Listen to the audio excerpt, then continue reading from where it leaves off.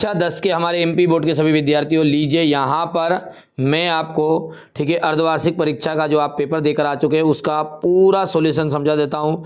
ठीक है, इसमें से अधिकांश क्वेश्चन, ठीक है, अधिकांश क्वेश्चन आपके 100%, ठीक है, यहाँ से समझ सकते हैं 5 से 6 क्वेश्चन आएंगे, पूरे तो नहीं आएंगे, लेकिन 5 नंबर तक के ऑब्जेक्टिव क्वेश्चन भी आपके आ रहे हैं 5 नंबर के, तो आपको अच्छा से कंप्लीट कर लेना चाहिए, क्योंकि ये वार्षिक परीक्षा में रिपीट जरूर होंगे, एक बात ध्यान रखना है। ठीक है, तो मृदा के कटाव और उसके बहाव की प्रक्रिया को क्या कहा जाता है? मृदा अपरदन। जैसा कि मैंने हर वीडियो में पहले भी बताया बेटा, सामाजिक विज्ञान में क्या होता है, ऑब्जेक्टिव जो क्वेश्चन होंगे वो अंदर से डीपली तरीके से पूछता है। ठीक है, तो इसके लिए आपको मेहनत करनी पड़ेगी, मेहनत, उसके अलावा कोई शॉर्टकट नहीं ऑब्जेक्टिव क्वेश्चन का। बाकी 6 से लगा के 23 तक का एक पेपर में क्वेश्चन रॉन्ग चला जाए तो कह देना। बाकी सामाजिक विज्ञान की बात कर रहे हैं अपन, पूरा प्रॉपर में आपको 1 लाइनर भी प्रोवाइड कराने वाला हूं और 6 मॉडल पेपर प्रोवाइड कराने वाला हूं, तो जरूर जरूर जरूर आप चैनल को सब्सक्राइब कर लो और एप्लीकेशन को इंस्टॉल करके तो कर ही लो, अभी फ्री है, बाद में चार्जेस लगेंगे, बाकी मर्जी आपकी। डिस्क्रिप्शन में लिंक भी है, कमेंट में भी पिन कर दिए। देखो, हीराकुंड नदी परियोजना का निर्माण किया गया है तो महानदी बेसिन पर। चाय की खेती का उदाहरण है, तो चाय की खेती का उदाहरण क्या है? रोपण कृषि का उदाहरण है ये।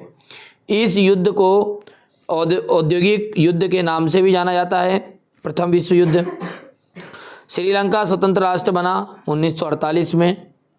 तृतीय क्षेत्र का उदाहरण है, तो तृतीय क्षेत्र का उदाहरण सारे के सारे उदाहरण है। देखो, बैंकिंग, परिवहन, व्यापार, तो उदाहरण नहीं कौन सा है? तो ये जो वानिकी है ना, ये राइट रहेगा फिर, क्योंकि ये आपका तृतीय का उदाहरण नहीं है।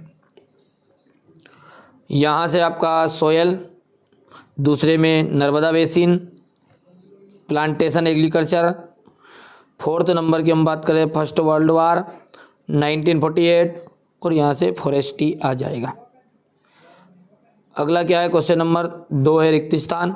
भारत में स्थानीय समुदायों की भूमिका के महत्व को उजागर किया है तो किसने? जैव विविधता अधिनियम 2002 ने। भोपाल में झील, भोपाल की जो झील है सबसे बड़ी कृत्रिम झीलों में से एक है, कृत्रिम झील। ठीक है, वियना संधि वर्ष, वियना संधि जो है वर्ष 1815 में हस्ताक्षर किया गया था। आनंद मठ के उपन्यास के जो है वो किनके द्वारा लिखा गया? तो आनंद उपन्यास जो है वो बंकिम चंद्र चट्टोपाध्याय के द्वारा लिखा गया। यहाँ से अपन देख सकते हैं, नियंत्रण और संतुलन की व्यवस्था, सत्ता का क्षैतिज, क्षैतिज वितरण भी कहते हैं, क्षैतिज क्षेत्र का ध्येय केवल लाभ कमाना नहीं होता। कौन से? तो सार्वजनिक क्षेत्र का, सार्वजनिक क्षेत्र का, ये इंग्लिश मीडियम वाले बच्चों के लिए था। सत्य और असत्य, हिंदी मीडियम और इंग्लिश मीडियम दोनों के लिए मैं मॉडल पेपर को पूरा सॉल्यूशन के साथ आपको प्रोवाइड कराऊंगा। 6 मॉडल पेपर दूंगा एनुअल एग्जाम के लिए, अंत बार है, आपके पास मौका है, अभी फ्री में मिलेगा, बाद में चार्जेस लगेंगे, देख लेना। सत्य और असत्य की बात करें तो पहला आपका सत्य था, दूसरा आपका सत्य है, तीसरा आपका असत्य रहेगा, 4th की बात करें तो ये भी असत्य है, 5वां सत्य और 6ठा आपका असत्य रहने वाला है। क्वेश्चन नंबर 4 में सही जोड़ी, तो देखिए राष्ट्रीय वन नीति, राष्ट्रीय वन नीति का जाएगा 1952।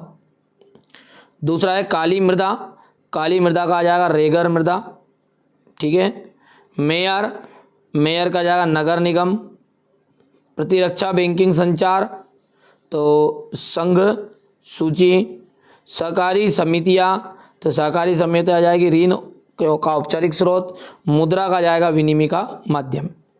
ठीक है, सेम इसी तरीके से नीचे रहेगी। और अंतिम जो है आपका एक वाक्य में उत्तर है।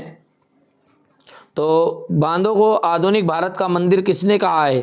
तो पंडित जवाहरलाल नेहरू ने। विनोबा भावे द्वारा शुरू गए किस आंदोलन को रक्तहीन क्रांति का नाम दिया गया? तो भूदान आंदोलन। कौन सा आंदोलन? भूदान आंदोलन। फ्रैंकफर्ट संसद किस चर्च में आयोजित की गई थी? तो ये आपकी सेंट पॉल चर्च में, सेंट पॉल चर्च में।